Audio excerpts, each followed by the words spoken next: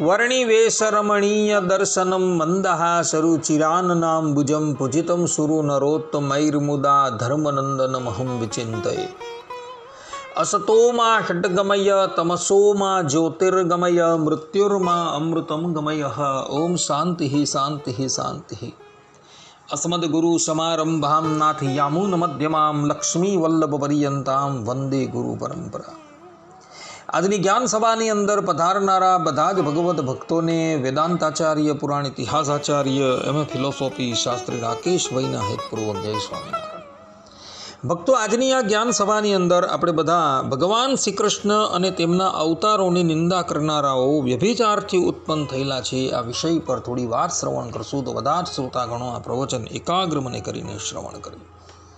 તો ભગવાન સ્વામિનારાયણ શિક્ષાપત્રીના 21મા શ્લોકની અંદર પોતાના સમસ્ત આશ્રિતોને આજ્ઞા આપતા કહે છે કે દેવતા તીર્થ વિપ્રાણામ સાધ્વીનામ ચ સતામપી વેદાનામ ચ ન કર્તવ્યા નિંદા શ્રવ્યા ન ચ ક્વચિત।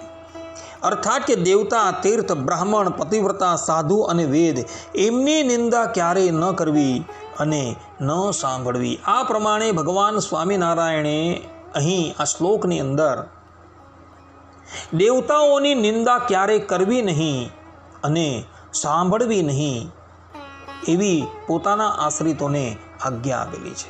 કારણ કે જે પણ કોઈક મનુષ્ય દેવતા એટલે કે ભગવાન શ્રી કૃષ્ણ અને શ્રી કૃષ્ણ ભગવાનના અવતારો એની જે નિંદા કરે છે એ વ્યભિચારથી પ્રગટ થયેલા છે। જેમ કે સ્કંદ પુરાણ વૈષ્ણવ ખંડ વાસુદેવ મહાત્મ્ય અધ્યાય 20 શ્લોક 49માં સાક્ષાત નરનારાયણ દેવ દેવર્ષિ નારદને કહે છે કે તીર્થાની દેવ પ્રતિમા નિંદે યુર્યે કુબુદ્ધય તેષામ તુ જાર જાતાનામ વંશોચ્છેદો ભવે ધ્રુવમ।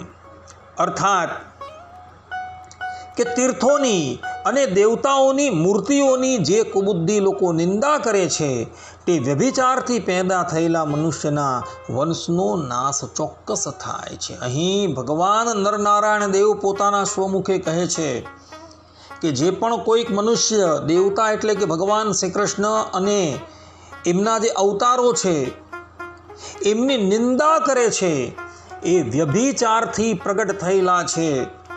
માટે એવા નિંદા કરનારાઓ જ્યારે પણ તમને દેખાય ને ત્યારે એનો સ્વપચની જેમ ત્યાગ કરી દેવો।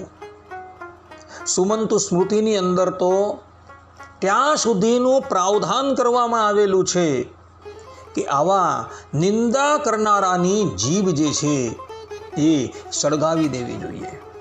જેમ કે સુમંતુ સ્મૃતિની અંદર કહ્યું છે, દેવર્ષિ બ્રાહ્મણ આચાર્ય માતૃ પિતૃ નરેન્દ્ર સાધુ સતીનામ પરિવાદન આક્રોશે વોલ્મુકેન જીહ્વામ દહેદ ધિરણ્યમ દધ્યાત।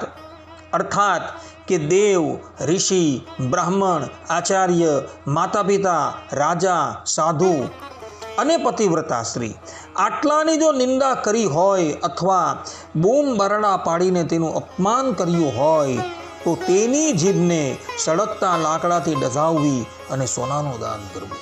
આ પ્રમાણે અહીં સ્પષ્ટ રૂપે એવું પ્રાવધાન કરવામાં આવેલું છે કે જે પણ કોઈક મનુષ્ય ભગવાન શ્રી કૃષ્ણ કે ભગવાન શ્રી કૃષ્ણના અવતારોની નિંદા કરે છે એની જીભ તત્કાલ સળગાવી દેવી જોઈએ।